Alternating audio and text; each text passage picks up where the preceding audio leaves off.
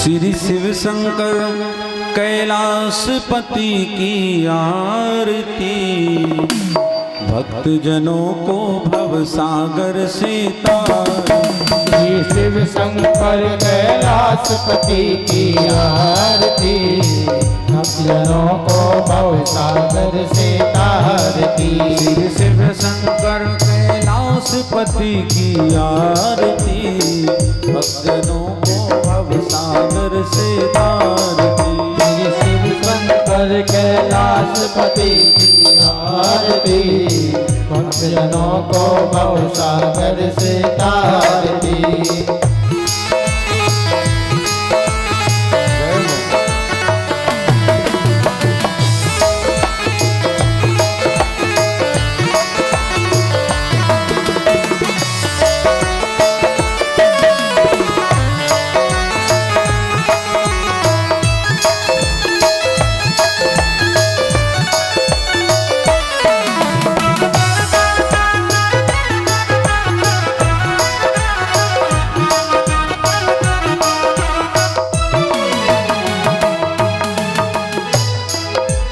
जटा गंग माथे भुजंग और गल मुंडे की माला, अंग भस्मी रमाने वाला, अंग भस्मी रमाने वाला, अंग भस्मी रमाने वाला। सोहि जटा गंग माथे भुजंग और गल मुंड की माला, अंग भस्मी रमाने वाला, अंग भस्मी रमाने वाला, अंग भस्मी रमाने वाला। यही नागेश्वर यही विश्वेश्वर, यही नागेश्वर यही विश्वेश्वर, कैलाशपति की आरती, भक्तों को भव सागर से तारती। श्री शंकर कैलाशपति की आरती, भक्तों को भव सागर से तारती।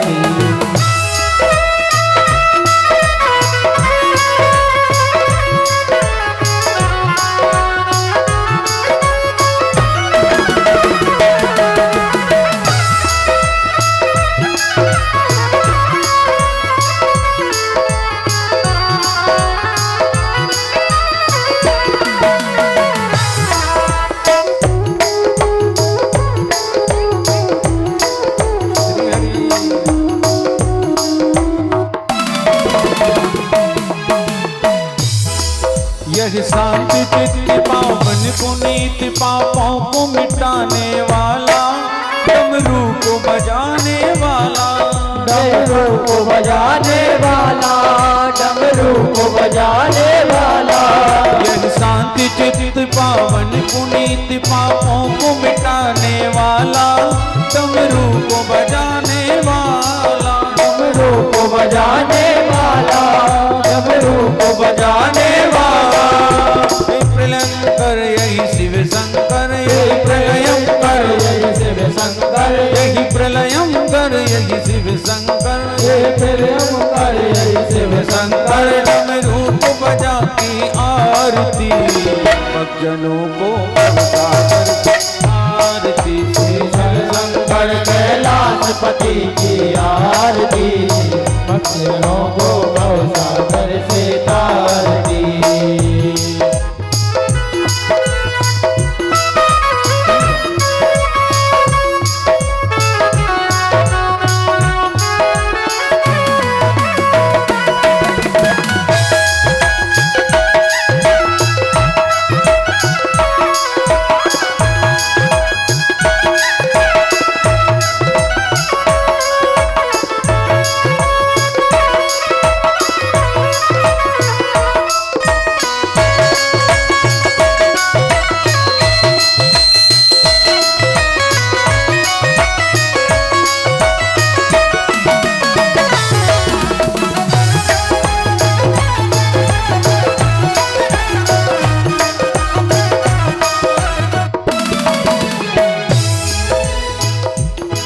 गौरी गणेश हरदय कलेश प्यारों महेश मतवाला, देवन में देव निराला, देवन में देव निराला, देवन में देव निराला।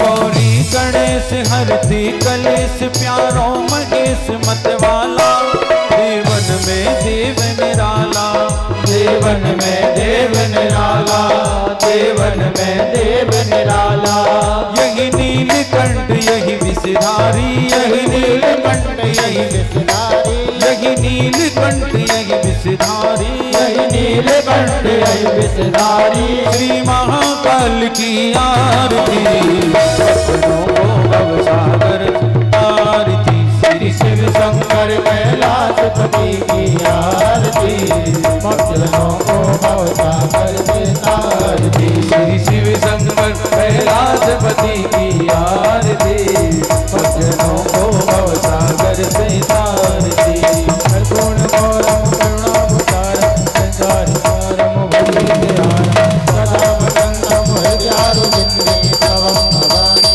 जगन्नाथं त्वमेव माता च पिता त्वमेव बन्धु च सखा त्वमेव विद्या सर्वं त्वमेव त्वमेव सर्वं मम देव देव हरे राम राम राम हरे हरे हरे कृष्ण कृष्ण कृष्ण हरे हरे हरे राम राम राम हरे राम राम राम हरे राम राम राम हरे हरे हरे कृष्ण कृष्ण कृष्ण हरे कृष्ण कृष्ण कृष्ण हरे कृष्ण कृष्ण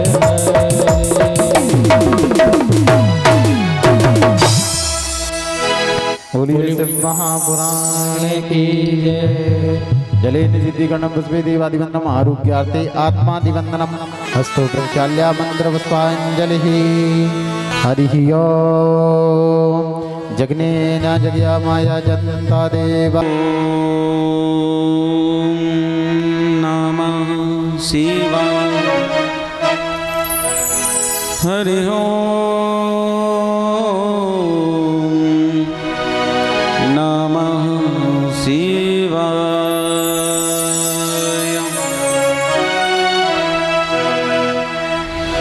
श्री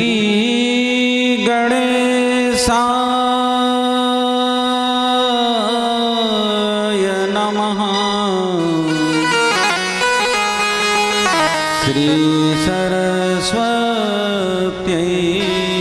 नमः श्री राधा कृष्ण चरण कमलेभ्यो नमः श्री उमा महेश्वराभ्यां नमः श्री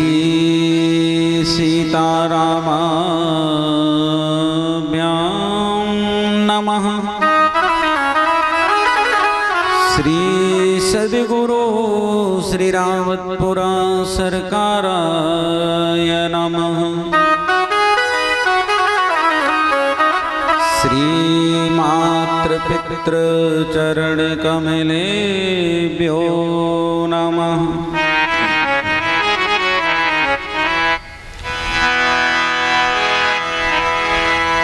वागर्धा विविशं प्रकृतो वागर्ता प्रतिपत्तये जगतः पितरौ वन्दे पार्वती परमेश्वरौ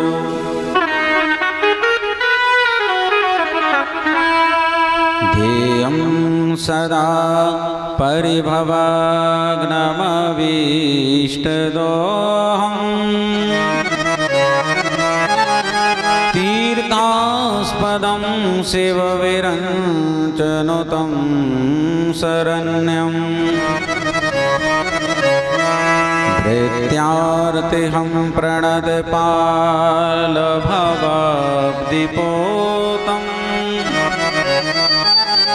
वन्दे महापुरुषते चरणारविन्दम्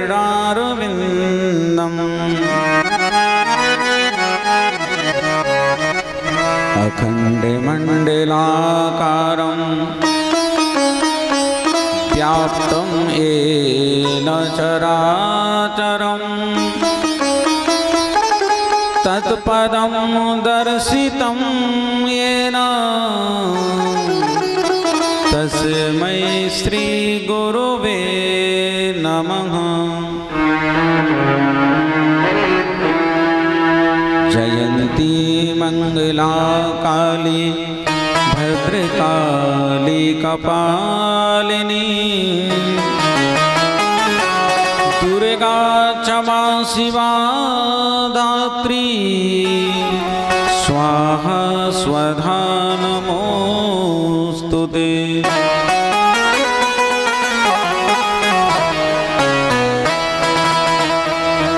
नारायणं नमस्कृत्य नरं चैव नरोत्तमं देवीं सरस्वतीं व्यासं ततो जयमुदीरयेत्।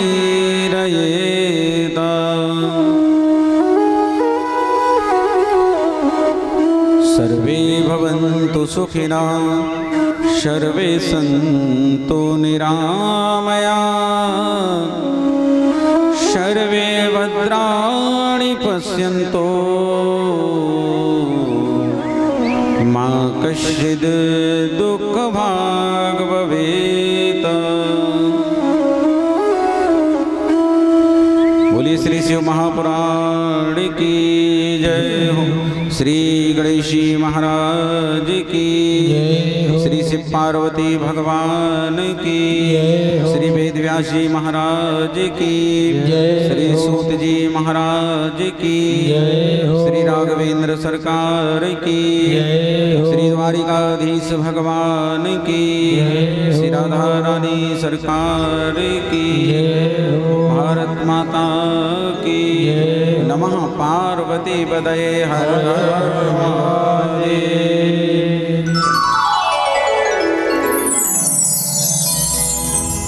परम मंगलमय देवादिदेव स्वरूप अकारण करुणा वरुणालय भक्त वांछा कल्पतरु तड़िद्युत विनिंदित बागंबरधारी भगवान श्री भूत भावन भोलेनाथ का वांगमय दिव्य स्वरूप श्री शिव महापुराण की पावन कथा भगवान शिव पार्वती के चरणों में व्यासपीठ से बारंबार प्रणाम करते हुए समस्त भूदेव ब्राह्मणों के चरणों में व्यासपीठ से बारंबार प्रणाम करते हुए समस्त मुख्य यजमान परिवार जो विराजमान है आज आप सभी के हृदय में विराजमान श्री गौरी शंकर भगवान के चरणों में व्यासपीठ से बारंबार प्रणाम। समस्त श्रद्धामयी भक्तिमयी माताओं एवं बहनों को व्यासपीठ से बारंबार प्रणाम एवं समस्त श्रोता बंधुओं को ओम नमः शिवाय। बोले गौरी शंकर भगवान की जय हो। आज इस 9वां सार्वजनिक श्रावण महोत्सव जिसका आज चतुर्थ दिवस है, मंगलमयी बेला है। आइए भगवान का नाम स्मरण करके और मंगलमयी कथा में अवगाहन करें। तो आप सभी बड़े भाव से मीठी मीठी तालियों से भगवान का नाम स्मरण।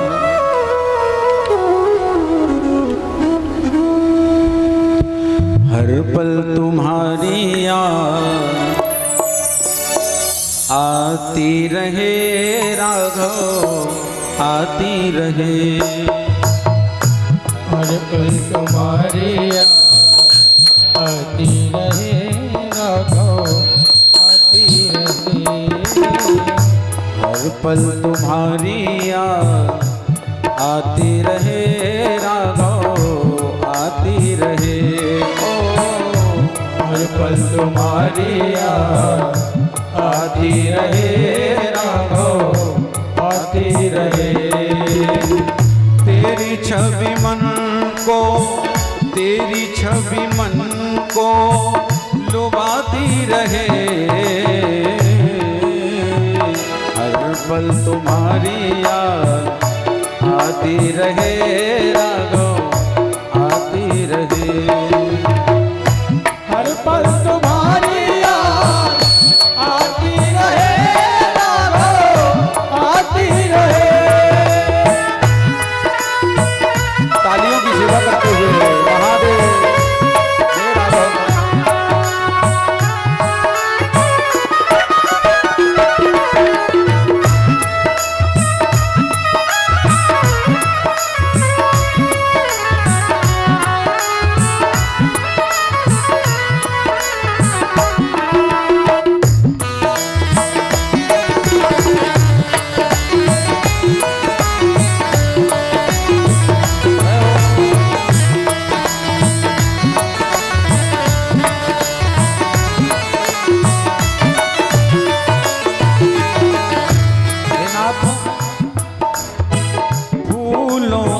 कलियों में तेरी हंसी हो, फूलों कलियों में तेरी हंसी हो, फूलों कलियों में तेरी हंसी हो, फूलों कलियों में तेरी हंसी हो, बुलबुल के गीतों में तेरी खुशी हो, बुलबुल के गीतों में तेरी हंसी हो, बुलबुल के गीतों में तेरी खुशी हो, बुलबुल के गीतों में तेरी खुशी हो, वाणी तेरी गुणगान, वाणी तेरी गुणगान गाती रहे, हर पल तुम्हारी याद आती रहे, राघव आती रहे, ओ हर पल तुम्हारी याद आती रहे, राघव आती रहे। जय हो, हरि बोल।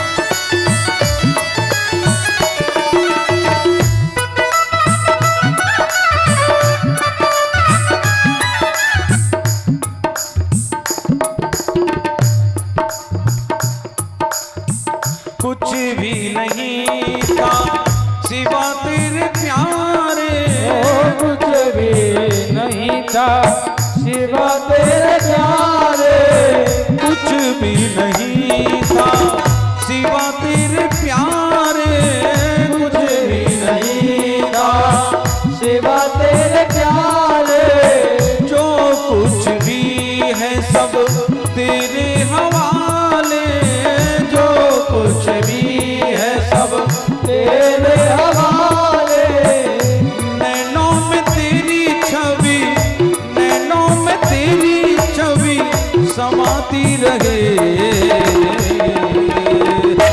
हर पल तुम्हारी याद आती रहे, राघव आती रहे, ओ हर पल तुम्हारी याद आती रहे, राघव आती रहे।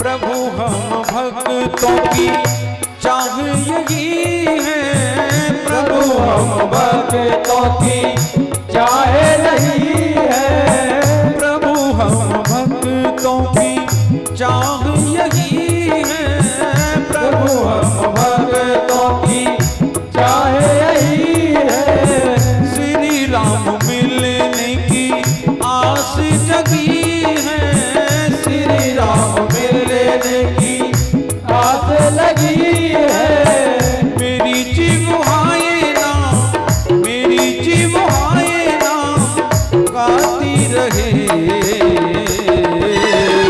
हर पल तुम्हारी याद आती रहे, राघव आती रहे, ओ हर पल तुम्हारी याद आती रहे, राघव आती रहे। तेरी छवि मन को, तेरी छवि मन को लुभाती रहे,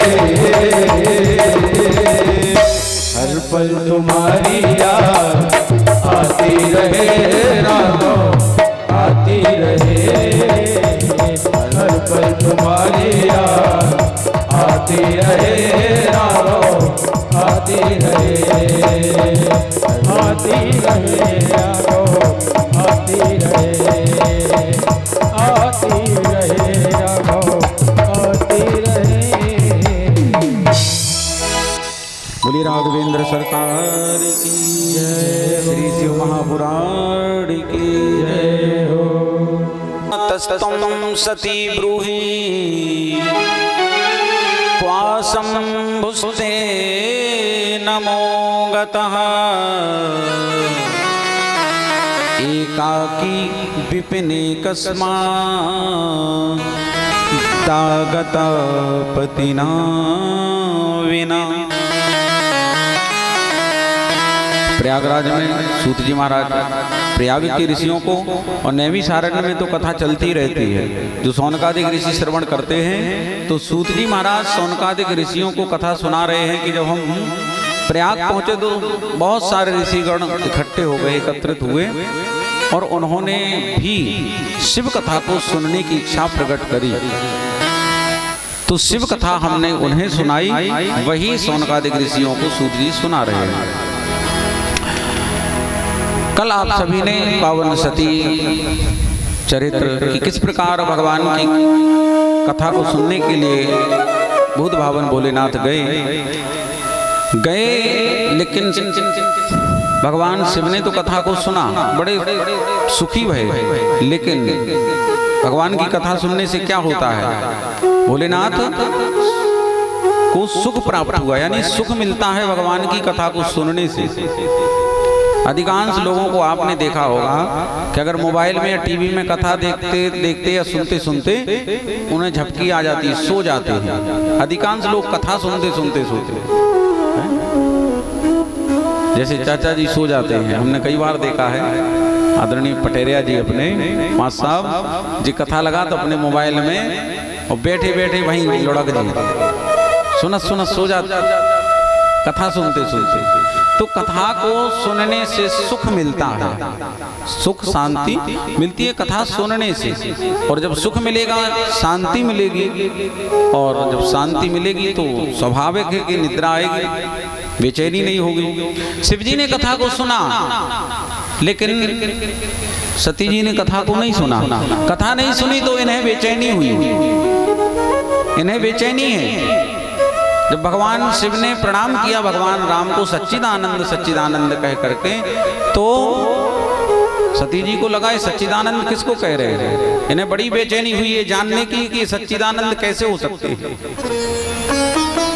क्योंकि कथा सुनी होती तो शांति मिलती, कथा नहीं सुनी तो बेचैनी है। परीक्षा ली और परीक्षा के बाद में शिव जी से झूठ बोल दिया कि कछुना परीक्षा लीन गुसाई कीन प्रणाम तुम्हारी नाई। भगवान हमने परीक्षा नहीं ली, हम तो जैसे आपने प्रणाम किया ऐसे हम प्रणाम करके चले आए। झूठ बोला। मन ही मन भोलेनाथ ने सती जी का त्याग किया, कैलाश आए और कैलाश पर आकर के जैसे ही आसन लगाई और भोले बाबा की समाधि लग गई। 1 सहस्त्र वर्ष की समाधि भगवान की लगी, और जब 1 सहस्त्र वर्ष बाद जब समाधि खुली तो सामने सती जी को देखा। सती जी ने जैसे ही देखा कि नाथ जो है वो समाधि से उठ गए हैं, तो तुरंत वामांग होने के लिए उठी कि वामांग हो जाए। और जैसे ही वामांग होने को हुई तो भोलेनाथ ने सीधे कह दिया सामने बैठो, क्योंकि वामांग का जो आपका संबंध था वो तो कब का नष्ट हो चुका है। भगवान भोलेनाथ ने मन ही मन पत्नी का त्याग कर दिया सती का, और कहते जिसको भोलेनाथ त्याग दें फिर महाराज उसकी कहीं गति नहीं होती, इसलिए तो आत्महत्या करनी पड़ी। भोलेनाथ जिसका त्याग कर दें फिर वो कहीं बचने वाला नहीं है। सती जी को वामांग नहीं आने दिया। सती जी के नेत्र सजल हो आए, समझ गई कि मैंने जो पाप किया है, जो असत्य का परिभाषण पति से किया है, ये उसका ही दंड है। नेत्र सजल हुए। नेत्र सजल हुए। धीरे धीरे समय बीता, बहुत प्रयास करें सती जी, लेकिन भोलेनाथ तो भोलेनाथ है महाराज, मामांग होने ही नहीं दिया।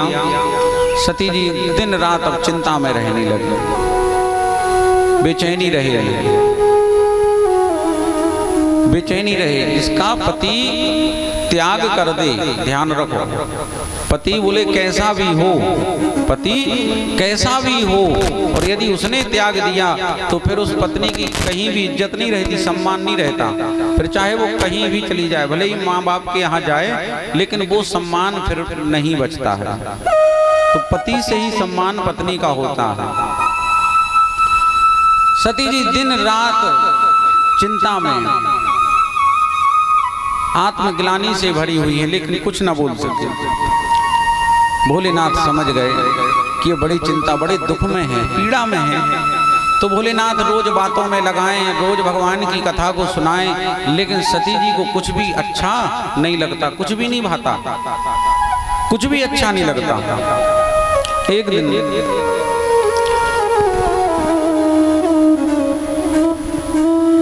दक्ष प्रजापति जो सती का पिता है, तो दक्ष ने बैर भाव के कारण शिवजी से द्वेष रखता है दक्ष प्रजापति। उसका कारण ये है कि एक बार दक्ष प्रजापति ने एक बहुत बड़ा यज्ञ का आयोजन किया। जब वो यज्ञों का, वेदों का अधिपति बना, प्रजापति बना, तो उसने एक बहुत बड़े यज्ञ का अनुष्ठान किया। सभी देवताओं सबको बुलाया, सभी आए, ब्रह्मा विष्णु महेश सब आए। सब आसन पर बैठे हुए थे। तो उसी धर्म सभा में दक्ष प्रजापति जैसे ही आया तो सब खड़े हो गए, क्योंकि अब यज्ञों का, वेदों का प्रजापति है, तो सब खड़े हो गए।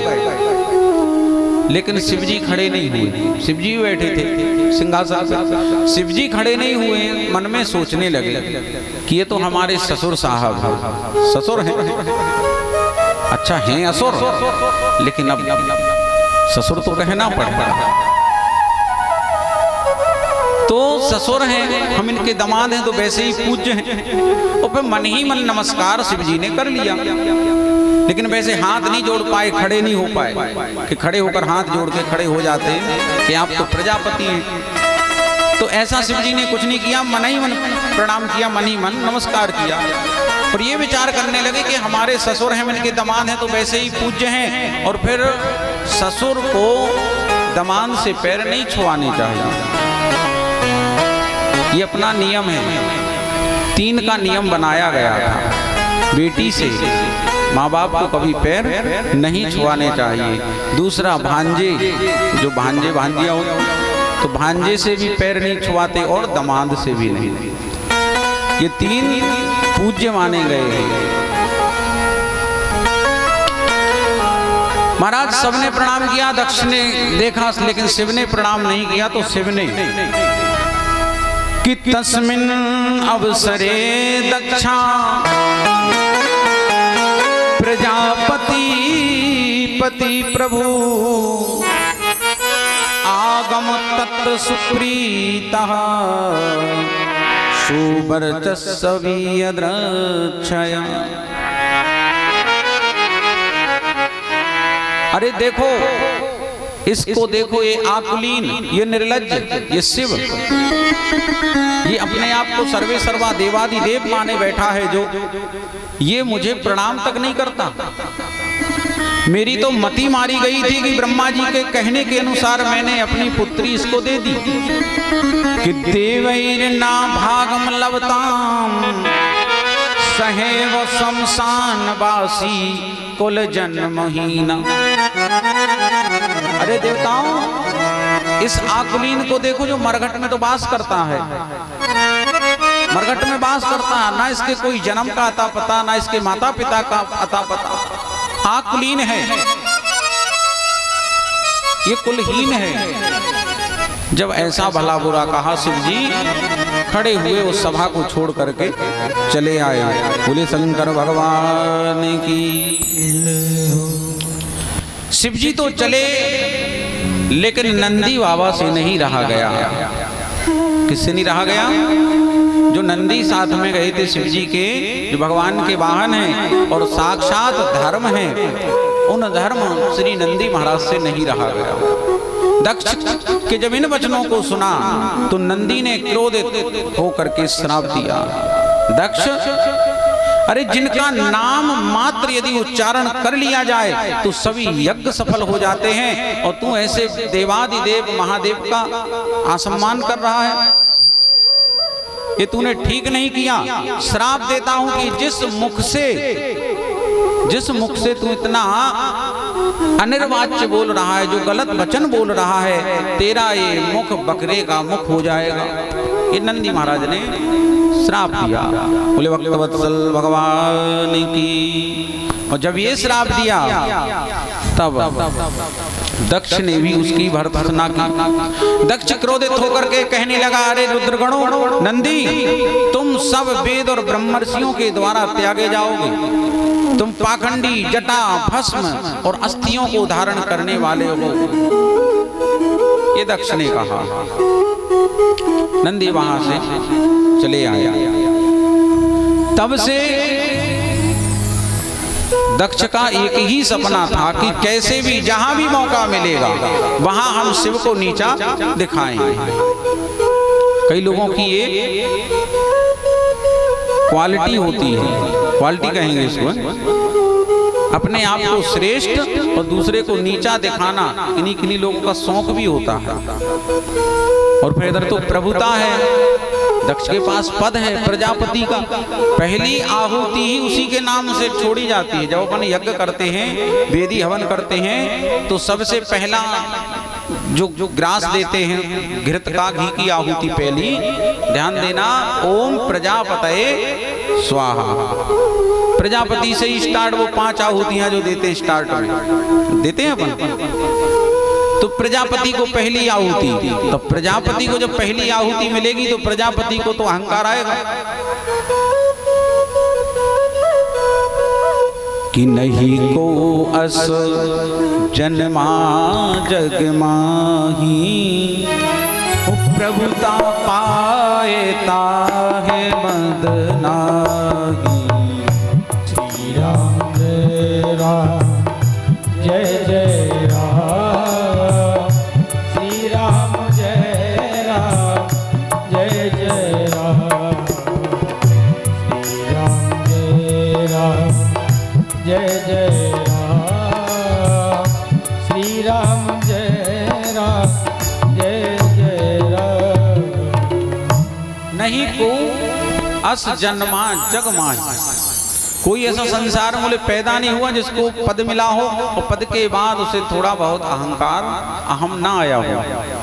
तो अहंकार में चूर्ण दक्ष प्रजापति ने एक यज्ञ का आयोजन किया और यज्ञ में सारे देवताओं को बुलाया, ऋषि मुनियों को आमंत्रित किया, लेकिन नहीं बुलाया तो केवल शिव जी को, शिव जी को नहीं बुलाया। और सभी देवताओं से कहा गया कि जितने भी वाहन तुम लेकर आओ, जितने भी वाहन लेकर आओ, वो ऐसे नहीं कि चलते हुए आए, यानी उसमें पहिए वाले वाहन नहीं, पूरे उड़ने वाले वाहन लेके आओ। क्यों? बोले उड़ते हुए जब वाहन आएंगे तो सब कैलाश के ऊपर से आना है। कहां से? कैलाश के ऊपर से लेके आना है, शिखर से। कम से कम देखे तो शिव, पता तो चले उसे कि भाई इतने सब जो वाहन जा कहाँ रहे, पूरा काफिला। तो सब देवताओं से कहा गया है। कुछ देवता कहते हैं महाराज हमें तो बहुत चक्कर पड़ेगा, 100 किलोमीटर का चक्कर है, बोले कैलाश को घुमा के लेके जाएंगे। बोले कुछ भी हो, पेट्रोल हमारी तरफ से फ्री है, लेकिन आना कैलाश के ऊपर से होते हुए। महाराज सब देवी देवता तैयार हुए, तैयार होकर सज धज करके अपने अपने विमानों में आरूढ़ हुए और सभी कैलाश पर्वत से उड़ करके चले आ रहे। बहुत सारे सजे धजे विमान देवी देवता, और जैसे ही कैलाश आए तो थोड़ी स्पीड कम कर लें कि थोड़ा गौर से देख लें। शिव जी, शिवगण, सती महाराज जब ये देखे सती जी ने, तो सती जी ने जब विमानों को देखा तो शिव जी से कहा, नाथ आज ये सब देव सुर जो हैं ये कहाँ जा रहे हैं सज धज कर। शिव जी बोले देवी ये सब तुम्हारे पिता के यहाँ जा रहे हैं, ये सब तुम्हारे पिता के यहाँ कनखल जा रहे हैं। कनखल में एक बहुत विशाल यज्ञ हो रहा है। सती जी बोली मेरे पिता यज्ञ कर रहे हैं? शिव जी बोले हाँ देवी। सती बोली तो हमें भी जाना चाहिए। शिव जी बोले देवी जी निमंत्रण नहीं आया, कोई आमंत्रण निमंत्रण नहीं आया। सती जी बोली नाथ यज्ञ है, भले ही निमंत्रण नहीं आया, जाना तो चाहिए। शिव जी बोले बिल्कुल जाना चाहिए, यज्ञों में बिना निमंत्रण के भी जाना चाहिए, लेकिन यज्ञ तुम्हारे मायके में है। तुम्हारे पिता यानी हमारे ससुर जी करा रहे हैं और हम उनके दामाद हैं, तो एक पत्र या सूचना तो उन्हें भेजनी थी, अपन को बुलाया नहीं है इसलिए अपन को नहीं जाना। सती जी बोली कि हे नाथ मैं उनकी बेटी हूँ और सबसे लाडली बेटी हूँ, सबसे लाडली हूँ। दक्ष की 60 कन्याएं थी, कितनी बेटियां थी? 60 में सबसे लाडली है सती, सबसे लाडली। तो सती जी कह रही मैं अपने पिता की लाडली हूं और मुझे तो बुलाया ही होगा, ऐसा हो नहीं सकता। शायद अपन यहाँ कैलाश पर हो नहीं, किसी दूसरे के यहाँ निमंत्रण रख गए हो। शिव जी बोले देवी अपने को बुलाया नहीं है और बिना बुलाए अपन कहीं जाते नहीं है। तब सती जी बोली नाथ भले ही आप ना जाएं लेकिन मुझे तो जाना है, अपने पिता के यज्ञ को देखना है। मनी मन सती जी विचार करती हैं कि पति ने तो मेरा मन से त्याग कर ही दिया है, कुछ दिन मायके में रह के आऊंगी तो मन हल्का हो जाएगा। क्योंकि जब थोड़ा बहुत घमासान ससुराल में मचता है तो 2-4 दिन 15 दिन के लिए मायके चली जाती हैं, तो वहाँ थोड़ी शांति हो जाती है कि ससुराल में भी थोड़ी शांति हो जाएगी। तो सती जी भी यही विचार करती है कि जो अनबन हो गई है, यदि मायके जाऊंगी तो कुछ दिन बाद प्रेम पुनः प्राप्त होगा शिव जी का। ऐसा विचार सती जी ने लगाया और सती जी नेत्र सजल करके बोली कि हे महादेव, हे देवादिदेव, आप हमें आज्ञा दें, पिता के यहाँ यज्ञ और आप कह रहे नहीं जाएं, ऐसा कैसे हो सकता है? लगता है वो भूल गए गलती से। शिव जी बोले देवी गलती से नहीं, जानबूझ करके अपमान किया गया है। एक बार एक धर्म सभा में हम सिंहासन पर बैठे रहे, सभी देवताओं ने प्रणाम किया लेकिन हमने नहीं किया। हमने सोचा हम तो दामाद हैं, इनके ही पूज्य हैं, तो हम प्रणाम नहीं कर पाए, लेकिन मन ही मन जरूर नमस्कार किया उनको, लेकिन उन्होंने वो स्वीकार नहीं किया और भला बुरा कहा। तब से तुम्हारे पिता हमसे द्वेष रखते हैं, बैर भाव रखते हैं। सती जी कह रहे हैं नाथ जैसे भी हों हैं तो हमारे पिता, और आप मुझे आज्ञा दें, मैं जाना चाहती हूँ। ओ प्राण मांगो तो देंगे, तुम्हें हम सती है, तुम्हें हम सती, हमसे मांगो न मायके की प्रिय अनुमति, प्रिय अनुमति। प्राण मांगो तो देंगे, तुम्हें हम सती है, तुम्हें हम सती, हमसे मांगो ना मायके की प्रिय अनुमति, प्रिय अनुमति।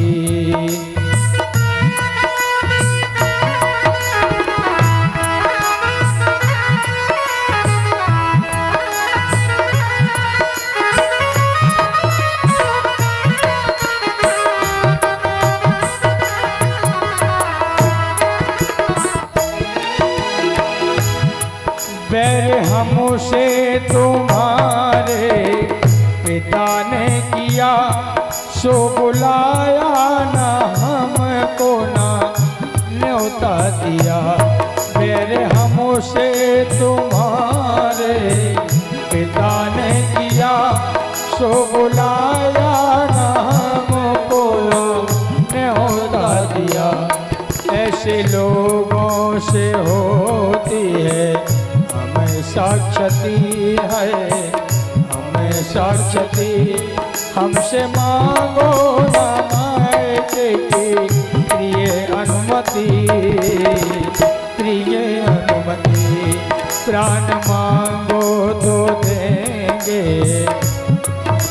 सती है तुम्हें हम सती। हमसे मांगो ना मायके की प्रिय अनुमति, प्रिय अनुमति।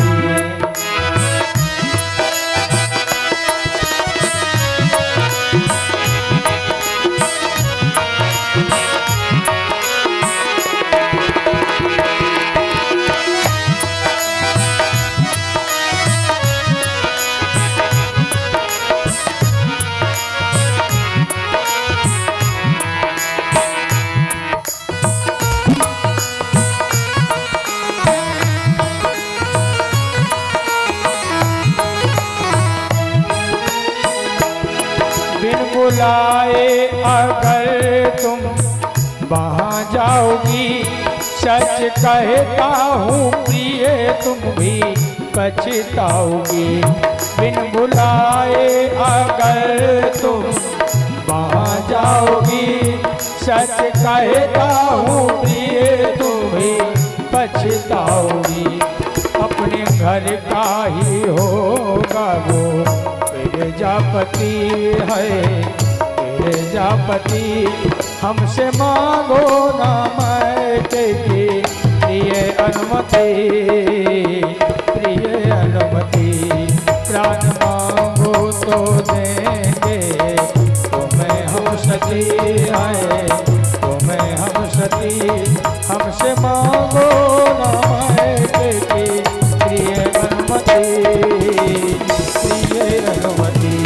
हमसे मांगो ना मायके की प्रिय अनुमति, प्रिय अनुमति।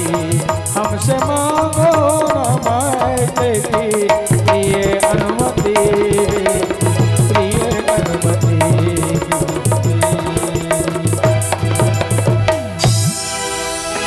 बोलिए श्री भूत भवन भोलेनाथ जी महाराज की जय।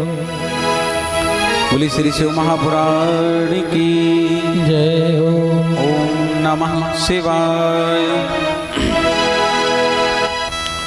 महाराज बहुत विनती करी सती ने, और इधर ऋषि मुनि देवता सब आने लगे, सब अपने अपने आसन ग्रहण करने लगे दक्ष के यज्ञ में। दक्ष के यज्ञ में सब आसन ग्रहण करने लगे। विष्णु जी भी आए, ब्रह्मा जी भी आए। और विष्णु जी जब यज्ञशाला में गए तो भगवान शिव का स्थान न देख करके क्रोधित हुए।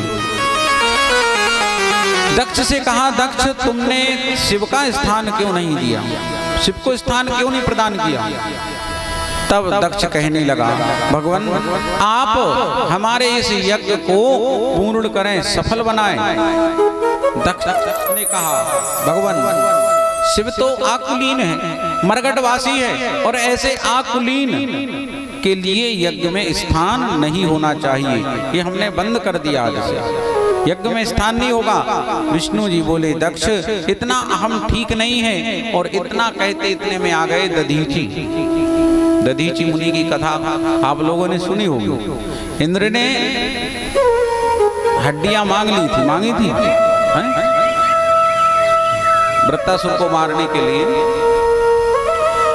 महाराज दधीची मुनि आए, और दधीची मुनि ने जब यज्ञशाला का निरीक्षण किया तो दधीची ने जब देखा कि शिव का स्थान नहीं है, शिव का स्थान नहीं है, तो दक्ष के लिए डांटा। दक्ष को डांटा तो दक्ष ने कहा, मुनिवर यदि आपको शिव से इतना ही प्रेम है तो इस यज्ञ का त्याग करके चले जाएं, छोड़ के चले जाओ, जाना है तो। लेकिन मुझसे इतना मुझे ज्ञान मत दो कि तुम शिव को स्थान दो। हम शिव को स्थान देंगे नहीं इस यज्ञ में, बिना शिव के स्थान के ये यज्ञ हम पूर्ण करेंगे, सफल करेंगे। दधीची बोले, दक्ष तुम्हारा यही अहम तुम्हें ले डूबेगा। दधीची मुनि अपने परिकर के साथ में उस यज्ञ को छोड़ करके चले गए। दक्ष के जाने पर ब्रह्मा आदि सभी ने दक्ष को कहा, लेकिन दक्ष किसी के ना सुने। भृगु ऋषि को आचार्य पद पर बिठाया गया। भृगु ऋषि आचार्य बने उस यज्ञ के, यज्ञाचार्य। यज्ञ इधर प्रारंभ और इधर सती जी का बार बार निवेदन शिव जी से। अब शंकर जी बहुत समझाए, लेकिन महाराज ध्यान रखो, दुनिया के हर आदमी को अपन समझा सकत, लेकिन अपनी घरवाई को आज तक कोई सब पैदा नहीं हो जो घरवाई को समझा दे, पत्नी के लाल। बताओ कौन नहीं समझा सकता। अगर वे अपनी पे आ गई, जाने मतलब जाने।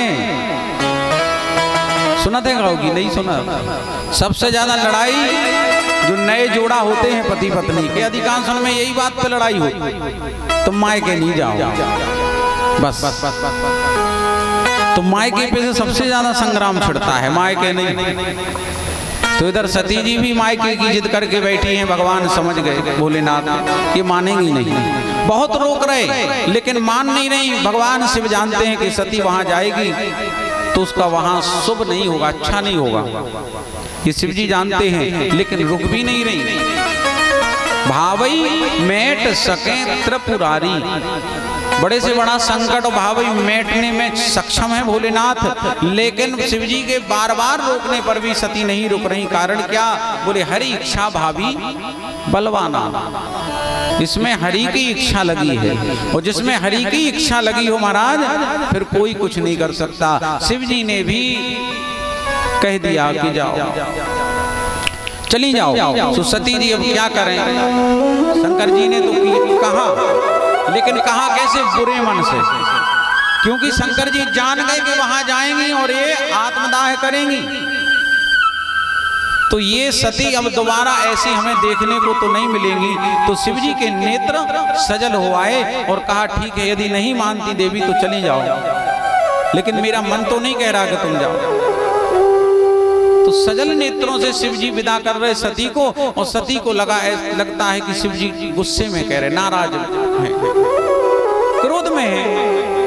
तो सती जी दरवाजे तक जाएं और दरवाजे से फिर लौट के आ जाएं शंकर जी के पास दौड़। आप अच्छे से कह दो एक बार चली जाओ, अच्छे से बोल दो एक बार। शिव जी बोले अरे कह तो दिया जाओ। सती फिर जाने को दरवाजे तक पहुंचे कि बाहर निकला, इतने में फिर लौट के आ जाएं। बोले नाथ ऐसे नहीं, हंसकर कहो। और ज्यों कहा कि हंसकर कहो, तो शिव जी को बड़ा भारी धर्म संकट खड़ा हो गया कि हंसूं कैसे। क्योंकि महाराज भगवान शिव तो सब कुछ जानने में समर्थ हैं, जान चुके हैं कि ये सती अब दोबारा इस रूप में नहीं मिलेगी। तो शिव जी हंसे कैसे, सोचिए आप। शिव जी ने कहा देवी मैं क्रोध में नहीं हूं, तुम जा रही हो तो जाओ, लेकिन सुनो इस नंदी को साथ में लेकर जाओ, कुछ गणों को भी साथ में लेकर जाओ। तुम्हारे पिता का कोई भरोसा नहीं, कोई ठिकाना नहीं, कब क्या कर दे। नंदी को भोले बाबा ने बुलाया और कहा नंदी तुम जाओ साथ में माता के, और अपने साथ 60,000 गणों को लेके जाओ, तुम भी अकेले मत जाओ।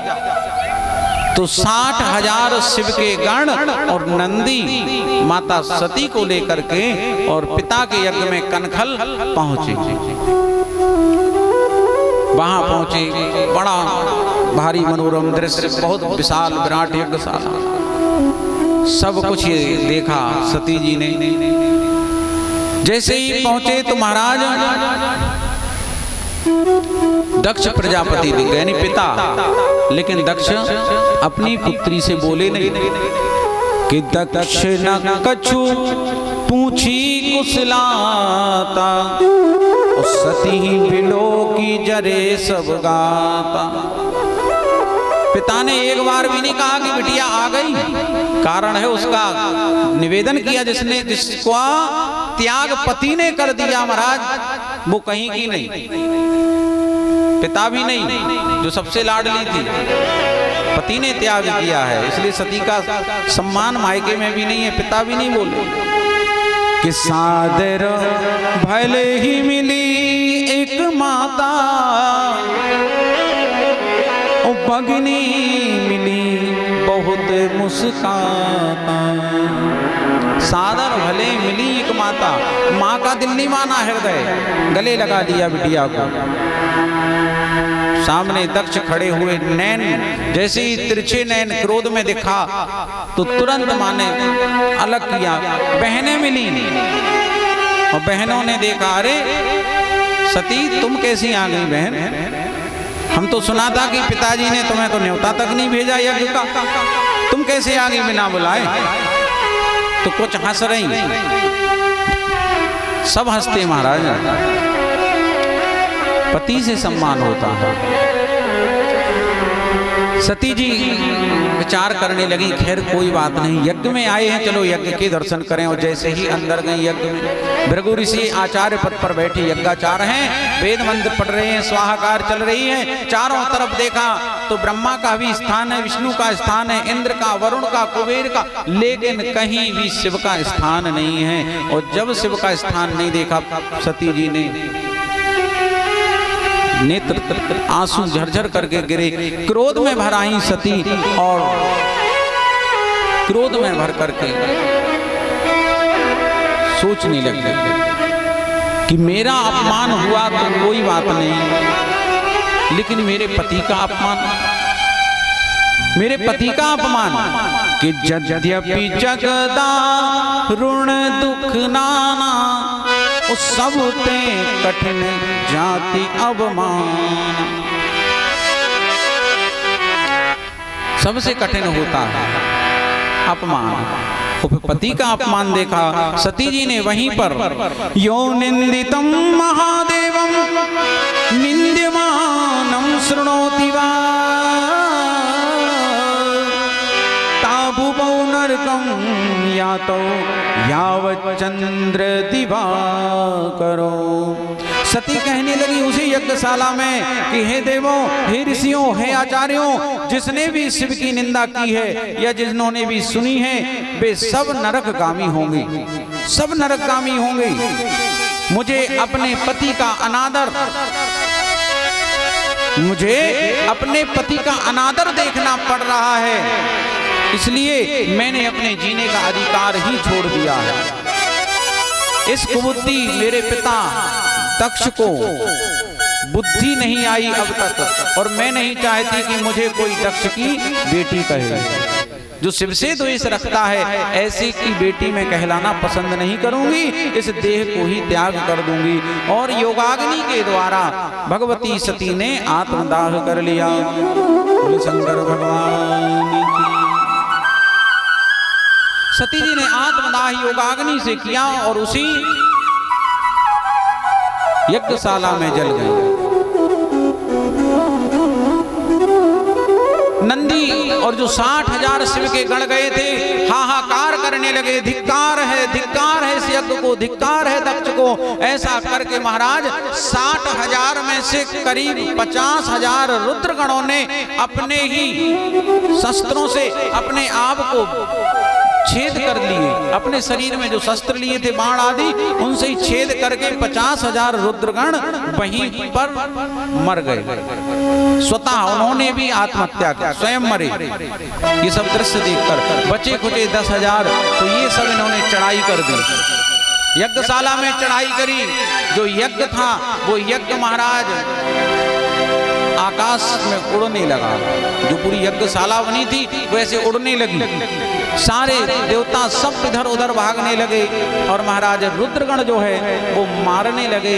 और भृगु ऋषि ने जब देखा तो भृगु ऋषि ने मंत्रों के द्वारा अनेक वीरों को पैदा किया और उन वीरों ने रुद्र के गणों को मारा, नंदी आदि को मारा, मार के भगाया।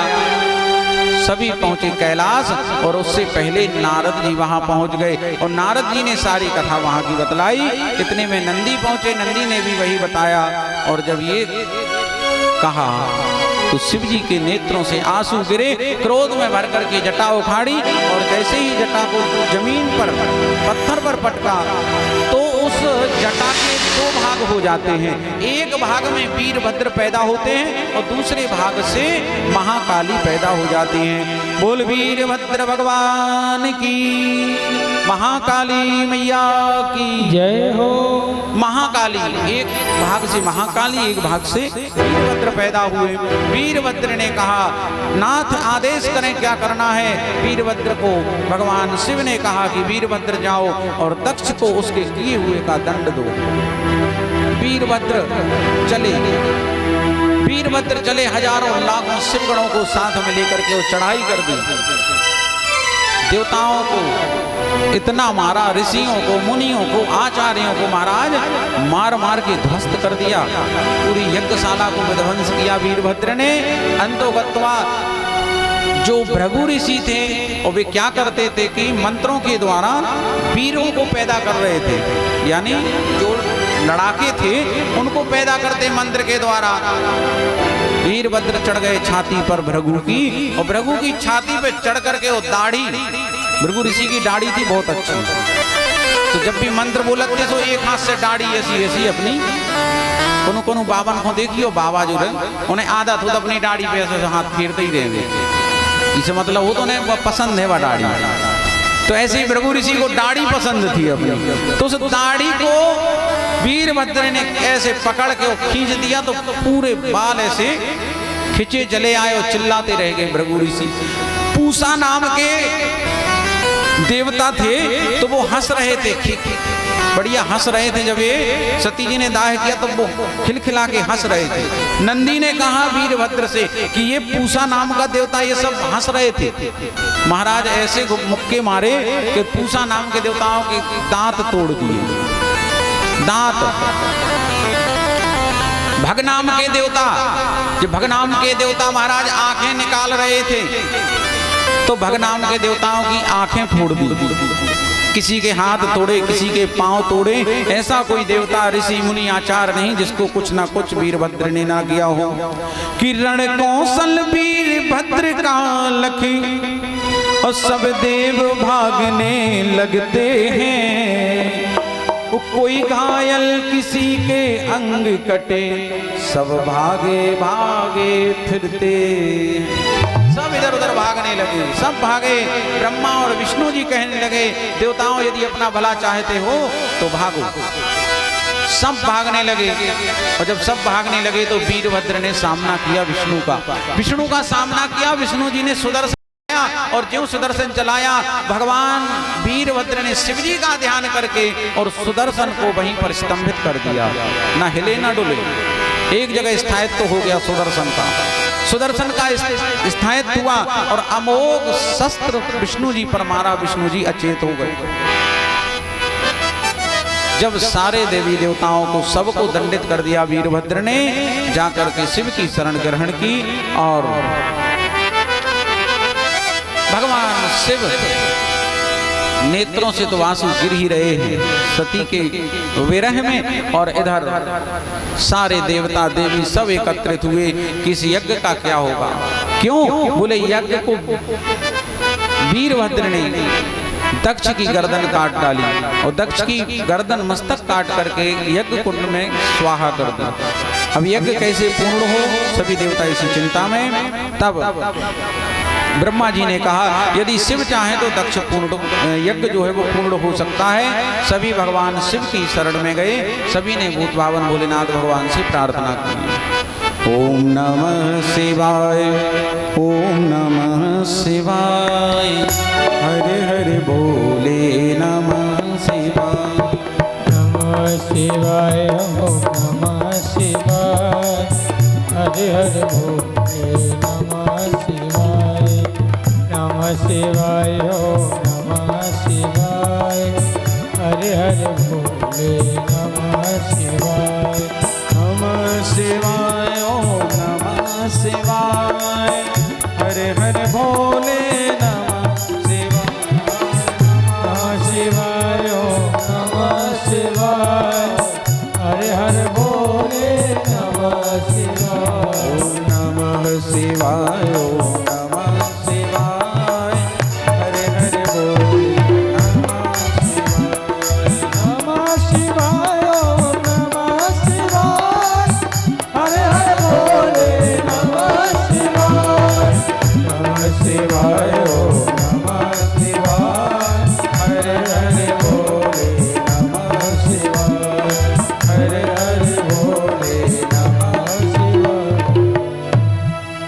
शंकर भगवान की जय हो। सभी भगवान शिव की शरण में सारे देवताओं ने जब विनती प्रार्थना शिव जी से करी, शिव जी बोले ब्रह्मा से कि ब्रह्मा जी यदि दधीची की बात मान लेते तो आज ये स्थिति ना होती। दधीची ने समझाया था और दधीची जी यज्ञ का त्याग करके गए थे। ध्यान रखो, कोई भी ब्राह्मण संत जो ऋषि यदि किसी यज्ञ अनुष्ठान का त्याग कर दे तो महाराज वो फिर पूर्ण होने ही वाला नहीं है, वो पूर्ण नहीं होता। कोई ब्राह्मण आचार्य या संत जो यज्ञों में आते हैं अनुष्ठानों में, यदि वो त्याग करके चले जाएं कि हम तुम्हारे यज्ञ में नहीं रहेंगे, चले गए तो जान लो कि फिर वो अनुष्ठान या यज्ञ पूर्ण होने वाला नहीं है। तो दधीची जो मुनि थे वो उस यज्ञ को छोड़कर गए, यज्ञ पूर्ण नहीं हुआ। और दधीची भगवान शिव के अनन्य भक्तों में से एक थे। दधीची मुनि अनन्य भक्तों में से थी। दधीची के एक मित्र थे राजा क्षोभ। राजा क्षोभ जो है वो दधीची के बहुत प्रिय मित्र थे, निकटतम। एक दिन दधीची मुनि सत्संग कर रहे थे तो सत्संग में दधीची जी ने कहा कि ब्राह्मण जो है वो तीनों वर्णों में श्रेष्ठ है। शास्त्र कहते हैं, नीति कहती है कि तीनों वर्णों में ब्राह्मण श्रेष्ठ है। क्षत्रिय, वैश्य और शूद्र, इनसे ऊपर बोले ब्राह्मण है। राजा क्षुभ जो है उसको ये बात जमी नहीं, वहीं पर खंडन किया राजा क्षुभ ने कि राजा जो है वो देवमय होता है। राजा देवमय कहा गया और वो पृथ्वी का महादेवता है। पृथ्वी का महादेवता है राजा, और मैं राजा हूं, मैं महादेवता हूं। मैं देवमय हूं, मैं महादेवता हूं। ब्राह्मण हमसे नीचे। दधीची से नहीं सुना गया इस प्रकार की बात, नहीं सुने गए। तो महाराज क्षुभ के उस श्रुति विरुद्ध वचनों को सुन करके दधीची जी ने क्षुभ के सिर में एक घूंसा मार दिया। जैसे ही घूंसा मारा, राजा क्षुभ तो संभले और राजा क्षुभ ने महाराज अपना वज्र लिया और दधीची की छाती पर प्रहार किया। तो दधीची जी अचेत हो गए, धरती पर गिर पड़े, अचेत हुए। राजा क्षुभ ने समझा लगता है कि ये दधीची निपट गए, मर गए। राजा क्षुभ वहां से भागे और इधर शुक्राचार्य जी का आगमन हुआ और शुक्राचार्य जी ने दधीची के लिए संजीवनी के द्वारा उन्हें ठीक किया। जब ठीक हो गए तब शुक्राचार्य जी ने दधीची से कहा कि तुम भगवान शिव का तप करो। भगवान शिव का घोर तप दधीची ने किया। उस तप के प्रभाव से शिव जी प्रसन्न हुए और प्रसन्न होकर के कहा दधीची के वरदान मांगो। तब दधीची जी ने 3 वरदान मांगे। कितने मांगे? 3 वरदान। पहला वरदान कि मैं दीन ना रहूं, मैं दरिद्र दीन ना रहूं। दूसरा, मैं अवध्य हो जाऊं, अवध्य यानी मेरा वध ना हो। और तीसरा, मेरी जो अस्थियां हैं, जो हड्डियां हैं शरीर की, ये सब वज्र की हो जाएं, यानी कोई मारे तो हमें फर्क नहीं पड़े। शिव जी ने तथास्तु कहा। अब दधीची जी आए और आकर के क्षुभ को ललकारा और क्षुभ ने वैसे ही पुनः वज्र का प्रहार दधीची पर किया, लेकिन दधीची की हानि नहीं हुई। इससे क्षुभ जो है वो आश्चर्य में पड़ गया कि दधीची को अब इस बार कुछ क्यों नहीं हुआ।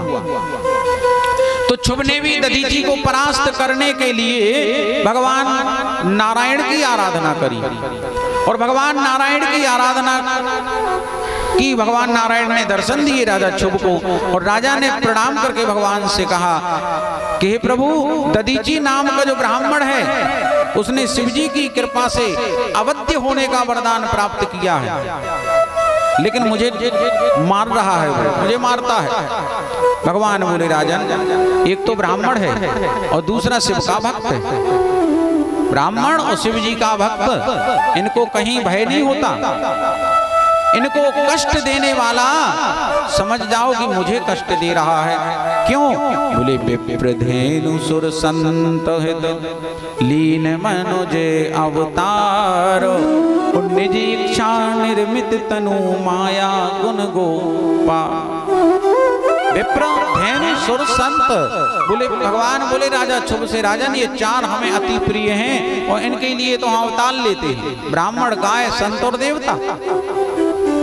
ये सब तुम छोड़ दो, बैर भाव छोड़ो, प्रेम से रहो। भगवान ने समझाया, राजा शुभ को ज्ञान हुआ। राजा शुभ ने दधीची को प्रणाम किया। दधीची को प्रणाम किया। दधीची ने जैसे ही देखा कि राजा शुभ तो चरणों में, कहे कि ब्राह्मण कब तक गुस्सा रहे, कब तक? महाराज कोनो भी पंडित अगर गुस्सा हो जाए तो तुम पांव पर लो, केवल का पर लो पांव, तो पंडित जी खुश हो जाए, है ना। और अगर कोनो ठाकुर साहब नाराज हो जाए तो बस हाथ जोड़ लो, राजा साहब सब आप ही हो सरकार। सो राजा साहब खुश, फिर खूब प्राण ले लो। तो ये होता है। पंडित जी बड़े खुश, दधीची मुनि बिल्कुल प्रसन्न हो गए और प्रसन्न होकर के राजा शुभ को क्षमा किया।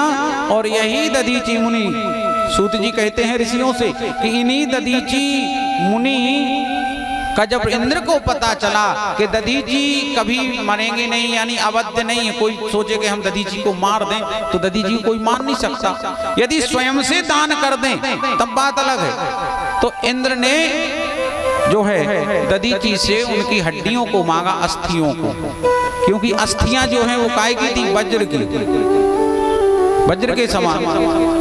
तो उसी से वज्र बनाया और फिर वृत्तासुर का उद्धार करा। बोले भक्तवत्सल भगवान की जय। शिव जी कह रहे हैं देवताओं से, यदि दधीची की बात मान लेते तो ये सब नहीं होता। बार बार विनती करी। शिव जी कनखल धाम गए। कनखल धाम में जाकर के और जब शिव ने यज्ञ को नष्ट देखा तो दुखी भी हुए।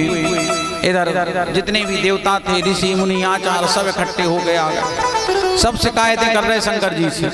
पूछा, कह रहे हमारे दांत तोड़ दे। शंकर जी बोले दांतों का क्या करोगे, दांत को क्या करने हैं? बोले खाएंगे कैसे? बोले पियो। क्या? बोले सत्तू, सत्तू का पियो घोर घोर के। चबाने का कोई आइटम खाओ नहीं, दांत नहीं है। भगनाम के देवता आ गए। बोले हमारी तो आंखें फोड़ दी। बोले क्या देखना है, बहुत देख लिया, अब मन की आंखों से तुम देखो, तुम्हें नेत्रों की आवश्यकता नहीं है। वक्त चले गए। अब आ गए भृगु ऋषि। भृगु जी बोले कि महादेव हमारी तो दाढ़ी नोच ली, पूरी दाढ़ी पटाड़ी पकड़ के छाती पे चढ़ के वीरभद्र ने। तो भगवान बोले दाढ़ी का क्या करोगे? अरे बोले महाराज हमें तो आदत है, बिना दाढ़ी के तो रह ही नहीं सकता, हमारी आदत है हाथ फेरवे की। काय पे फेरे? बोले चिंता नहीं करो, जो तुम्हारे जजमान थे, मुख्य जजमान, उन्हें हम बकरे का मुंह लगाएंगे और थोड़ी सी दाढ़ी बकरे की तुम्हें भी चिपकाएंगे, बकरे जैसी दाढ़ी। महाराज शिव जी ने बकरे का जो मुख है वो दक्ष को लगाया और थोड़ी सी दाढ़ी जो है बकरे की वो भृगु ऋषि को चिपका दी। थोड़ी सी दाढ़ी बकरे की पा करके भृगु ऋषि खुश हो गए कि चलो जितनी भी मिली उतनी ही अच्छी है, तो हाथ फेरते रहेंगे। बोले भक्तवत्सल भगवान की जय हो। जैसे ही दक्ष प्रजापति को बकरे का मुख लगा तो दक्ष प्रजापति तुरंत खड़ा हो गया। और जैसे ही दक्ष खड़े भये तो दक्ष खड़े हुए और सामने सबसे पहले देखा शिव जी को। तो शिव जी को देखा और देने वाला था तो गालियां, क्योंकि बैर है। देने वाला था गालियां, लेकिन महाराज गालियां मुंह से नहीं निकली। अब बकरे की आवाज निकल गई हिन हिना के एकदम। कैसे बोलत बकरा है? कैसे बोलता है? बोलत क्यों नहीं? तो जैसे ही बकरे की आवाज दक्ष प्रजापति की निकली सो महाराज शिव जी बड़े खुश हुए, खूब हंसे, ताली बजाकर हंसे। शंकर जी विष्णु जी से कहें देख लो ससुर असुर बन गो। बकरा की आवाज सुनी शंकर जी बड़े खुश हो गया। देखो कहाँ तो महाराज प्रजापति अब कहाँ में आ रहा है। खैर भगवान ने जैसे ही दक्ष प्रजापति पर अपना दक्षिण हस्त रखा तो महाराज बाघ ज्योति आई, हाथ जोड़ लिए, सारा अहम नष्ट हो गया और स्तुति करने लगा। नमस्ते नीलकंठाय वेदसे परमात्मने विश्वाय विश्वबीजाय जगदानंद हेतवे भीमाय व्योम रूपाय शब्दमात्राय ते नमः महादेवाय सोमाय प्रवृत्ताय नमोस्तुते। हे नीलकंठ, हे विधाता, हे परमात्मा, हे व्योम रूप शब्दमात्र महादेव, मैं आपकी शरण में हूँ, मेरे अपराधों को क्षमा करो, क्षमा करो। इस प्रकार जब कहा और चरणों में बार बार दक्ष ने विनती करी, भगवान शिव ने दक्ष को अपने हाथों से उठाया। सब शिव माया से ही प्रेरित थे, भगवान की माया से सब बंधे हुए हैं। कोई भी जीव ऐसा नहीं है जो माया से ना बंधा हो। दक्ष को भगवान शिव का तत्व मालूम चला और अब पहुंचे यज्ञशाला। यज्ञशाला में महाराज जो अधजला जो शव पड़ा हुआ था सती जी का, उस शव को देखा। भगवान शिव के नेत्रों से आंसुओं की धार निकल रही और उठाया सती के शव को और अपने कंधों पर रख करके शिव जी वहां से चले। किसी की हिम्मत नहीं हुई कि शिव जी को रोक दे या कुछ। ब्रह्मा विष्णु देवता देखते रहे और शंकर जी वहां से चले। अनेक जंगलों में, पर्वतों में, पहाड़ों में और विरहाग्नि में श्री भूत भावन भोलेनाथ भगवान चलते जा रहे हैं। इतनी विरहाग्नि हुई महाराज, ऐसे लगे जैसे तीनों लोकों में प्रलय आ जाए, त्रिलोकी सब नष्ट हो जाए, जलकर राख हो जाए। इतना भयंकर विरह भगवान शिव का सती जी के विरह। शोक में डूबे हुए चलते जा रहे हैं, चलते जा रहे हैं और पीछे सती जी कंधे पर सौ रखे हैं। रोते हुए सती रोका था, मत जाओ, लेकिन तुम मानी नहीं।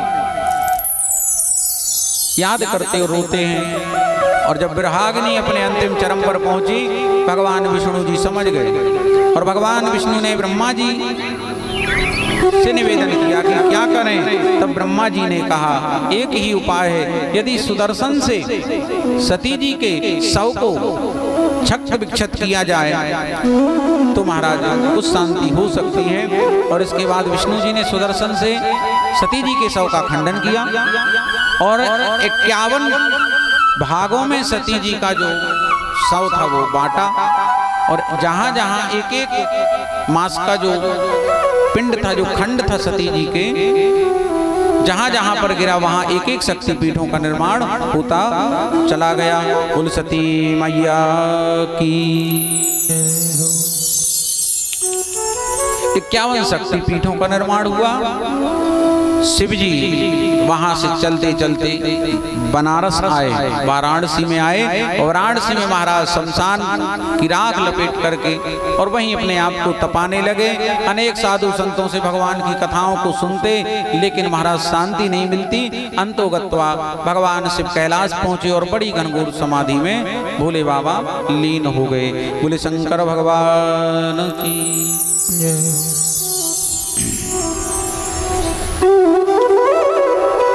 कैलाश पर किसी भी देवी देवता, चाहे नर हो किन्नर हो कि गंधर्व हो, किसी को इतनी हिम्मत नहीं थी कि वो शिव जी के समक्ष पहुंच जाए। भगवान शिव की अखंड समाधि लगी हुई है।